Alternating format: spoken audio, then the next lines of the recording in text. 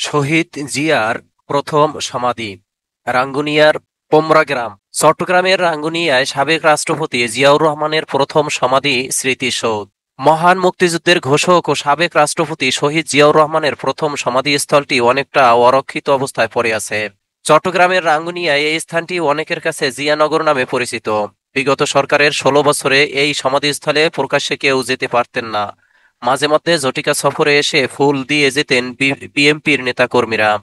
তবে গত বছর ৫ আগস্ট রাজনৈতিক পট পরিবর্তনের পর সভা সমাবেশ জনসমাগমে সরব রয়েছে জিয়ানগর। যারা এখানে আসছেন তাদের দাবি ঐতিহাসিক সমাধি হিসাবে এই স্থানটি সংস্কার ও নান্দনিক করে স্থানীয় দর্শনীয় স্থানে পরিণত করতে হবে। আর এই কাজটি সরকারকেই করতে হবে।